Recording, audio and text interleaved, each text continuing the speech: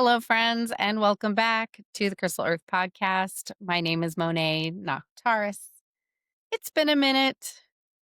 I took off last week from the podcast, but I am back for a new episode today because there is a lot going on in the planetary field and the collective, and for crystalline beings as well. So I wanted to pop in and kind of give you a little bit of a orientation to what's happening, because even though it might feel eerily quiet and still, at least in Earth's field, there's a lot going on underneath the surface and among those of us who are human nodes, especially. So, literally, right before I came in here and pressed record, I was getting done with a session with one of my Earth keepers, actually.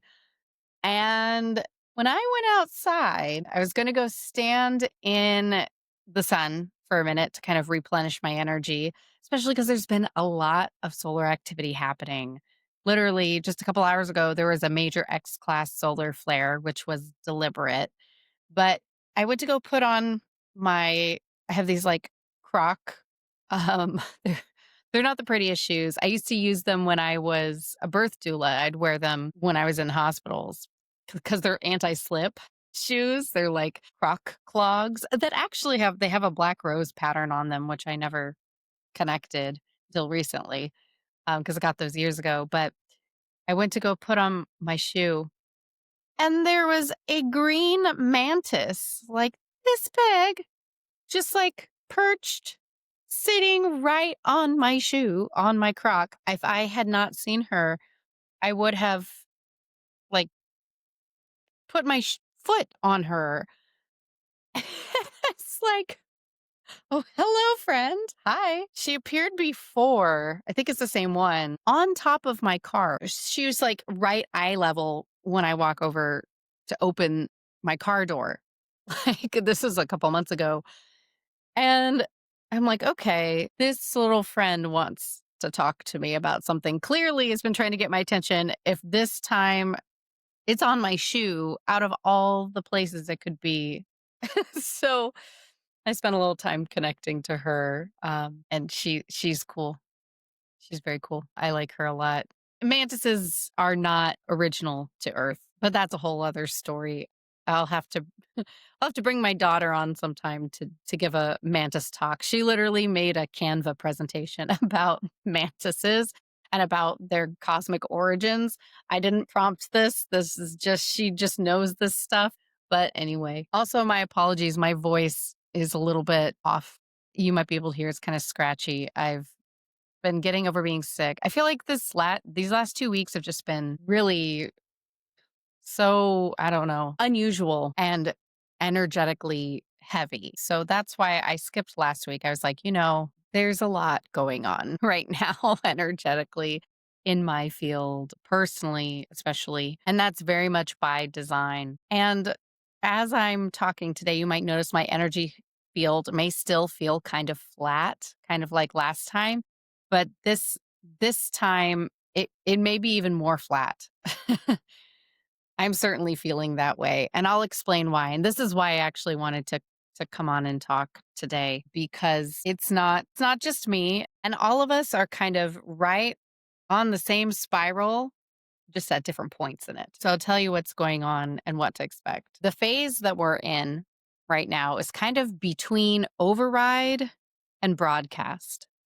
I've talked a bunch about the override as kind of the recoding of Earth's grid, of Earth's entire planetary field, overhauling the systems that were dysfunctional, discordant, and distorted, and preparing the architecture to be able to sustain a coherent planetary field again, restoring Gaia's original crystalline blueprint. And within this kind of framework, we've been moving from a polarity-based system to a tone-based system. And right now, we are literally in the in-between of these two grid systems. And the whole collective is coming along for the ride. It's really I think I've said this before, it's like surrender or be dragged, but it might feel wonky right now because we're in the still point currently. So the planetary field is very quiet. We are in a phase of preparing to broadcast the new tone-based system outward, and that is scheduled for just around the solstice is when that will begin. It won't be like a light switch flip, it will be more of like a slow sunrise. And so what's happening now is almost this like it's like the planetary field is kind of catching up. They're doing all sorts of like syncing and testing and making sure all the vaults and nodes are communicating correctly and in phase with each other and locking into the new template. And so what's happening for the collective is that we are reaching the still point in between. And that can feel disorienting. So I've talked quite a bit about polarity on this planet. How, especially around the equinox, this new polarity wave caught, right? Because polarity on this planet used to oscillate like this, right? And it's really intense.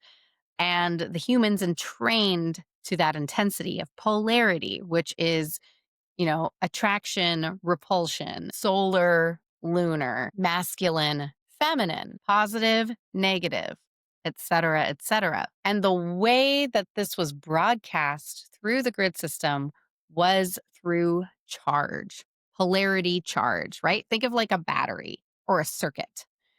It creates a charge when the positive and the negative are touching, right? That's one way to think of it. And so that charge is felt in all of us in ways that I wasn't even conscious of until it dissipated. Because for us to be able to go to the new resonance based system, we have to release the charge in our current nervous system that is the way that we got by our whole lives without even really understanding that that was what was happening. So I'll tell you where I'm at. I am on the other side of the inner charge release. And it's been a wild ride. This has been like about a 2-week process, maybe. I was told that I was kind of like the prototype of this by going through it first, which I don't recommend to anybody. It was not a fun process at all. It proved that it can be done on a mass scale, but I kind of had it worse than others. But my understanding is that what I experienced was maybe more intense than what the rest of y'all will experience. So fingers crossed for that. Because what I went through was wild. So human nervous systems are used to operating on charge. What this feels like, because it's something that if you don't realize it's happening, you don't realize you're doing it, you're not even really conscious of it unless you really, really listen or have something to contrast it with. So maybe I'll explain what it's like being on the other side. It feels like neutrality. Emotions, I still have emotions, but they don't hook me and they don't loop. I still feel alive, but it's so quiet that the absence of charge feels like something's missing. And so I want to speak to it because we're all going to go through this process. So I'll give you an example.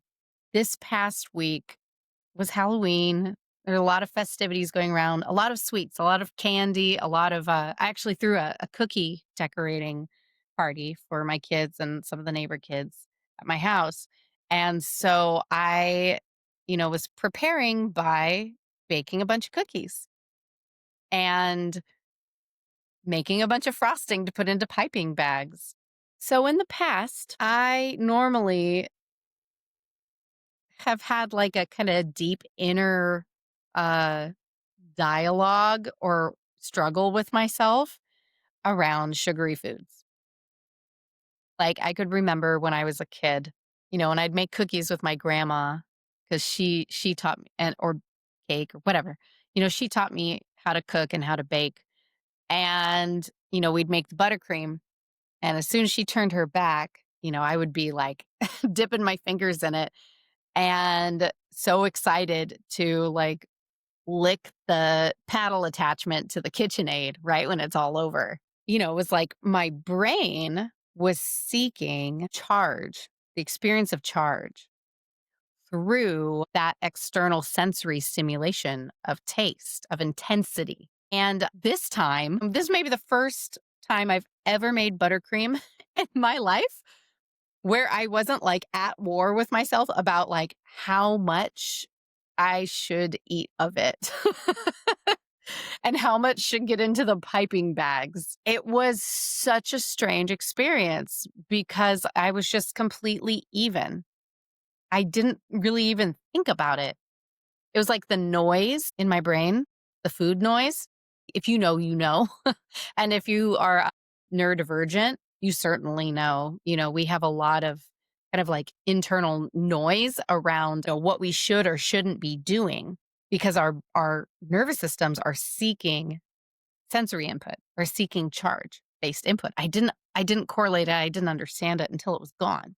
So then I was like looking at the bowl at the very end and the paddle attachment, and I'm like, I mean, maybe I should lick this, like, because it's delicious. And it was just very strange. It was like, I have a choice here. I was like, for the first time, it's like, I have a choice.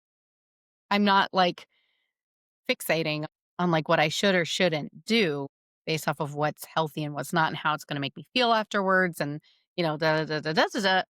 That was just gone. I think I did. I like had some of the frosting off of it and then just kind of put it down and just washed it. And I was like, okay, this is what this means. This is what neutrality means. And what the hell was I doing my whole life up until this point? And it's just wild. Like I literally have right here, I have buckets of candy from like my kids trick or treating. And I haven't once been like, normally, if you're a parent, you know this. It's like after the kids go to bed and then you like go through the bag or the bucket or whatever, and you're like, what can I take that they won't notice that I took it? Right. I don't think I ate one piece of candy on Halloween. And I'm like, what is this? Very, very strange experience because um it's really put into perspective so much about how, as a crystalline being, I'm going to kind of speak to this as I'm speaking to crystalline beings, since that's how most of you are going to be who are listening to this, at least right now. That may change. We experience our experience of the world is not always easy. And I mean this from a neurodivergent standpoint. I don't know that I've ever met a crystalline being who doesn't have ADHD or ADHD. That's just how we're wired. We're wired differently. And a lot of that ends up we seek intensity, seek dopamine, we seek experiences that will give us charge. And so now, as I'm kind of went through this process first as the prototype, you know, as we transition into the resonance model and polarity and charge releases and we entrain to what resonance feels like. It's like I'm feeling like I don't feel how I did about things like I used to. I don't feel that push pull anymore. I don't feel like I need to seek out intense experiences. I went through like an existential panic for a little bit, maybe not panic, just like a mild crisis where I was like, this is kind of terrifying. Like I've based my whole life and identity in some ways around intensity. And now that's just gone. It's like the circuitry is different. But it's not that my circuitry is different, it's that the planet's circuitry is different. and that I was designed for the new circuitry, not the circuitry that I've lived up until this point. And as I was going through this, like I said, it's been a couple weeks. Oh my God, like we are going to be going through this on a mass scale. That's going to be interesting. So that's why I wanted to talk about it. My understanding is that most of what others in the collective will be experiencing is kind of the release of charge through dreams, deep sleep. It will be a lot more gentle than it was for me, is what I'm understanding, because I was also offloading collective charge as well. But for you, if you're a crystalline being, you may already be starting this process, and it's in preparation for the resonance broadcast to begin around the solstice. It's like the whole field has to discharge polarity because we can't take it with us. The other thing is the emotional impact. Things that used to feel is like they had a charge connected with them. Mostly things like that used to feel like pain, sad memories, any of these like dense polarized emotions, they've kind of just offloaded from my system because I was able to just allow them and notice them and not try to fight with it. So this is an experience that you will have to as you transition into resonance. It's like any of this stored emotional charge just begins to kind of come up to the surface and then it dissipates once it does. And that might look like tears, that might look like crying, that might look like feeling really frustrated for a while, depending on what the charge is related to. And then as long as you don't try to fight it, you just let it, you just feel it, then it kind of dissipates. But then instead of coming back the next time you experience the trigger and your nervous system experiences that charge again of that emotion, it's not there anymore. You may feel the emotion, you may feel tenderness, you may feel sadness, you may feel even like physical fatigue, but it doesn't have the same kind of sting that it had. It just passes through without story. And also you might be feeling like the things that made you feel alive before don't give you that same hit. Don't give you that same boost. Or even things that maybe you were really interested in, if they were only things that gave you that charge and that feedback, you may lose interest. It's been very strange. Like doing things like, I've been finding myself like in the evenings, instead of trying to find a show to like give me that extra whatever charge of, depending on what I'm in the mood to watch, it's like I just find myself choosing to prefer to just lay down in stillness and just be. And it's weird. It's odd to experience because I'm not it's not lack of motivation because it might feel like lack of motivation to you. It might feel like apathy. It might feel like gosh, the things that I used to love just don't do it for me anymore. But if those things were just giving you charge, you may find that they just seem flat now. But if you're feeling that flatness that I keep mentioning, it won't feel like that forever. Two things to say about that. One is you're recalibrating your baseline. Your baseline is just lower. It means that peace and stillness becomes the new baseline instead of fluctuation. And it can feel like nothing's happening. It can feel like almost like being unanimated by life. But it's actually that you're recalibrating to a more still, peaceful, unoscillating baseline. And that can feel disorienting.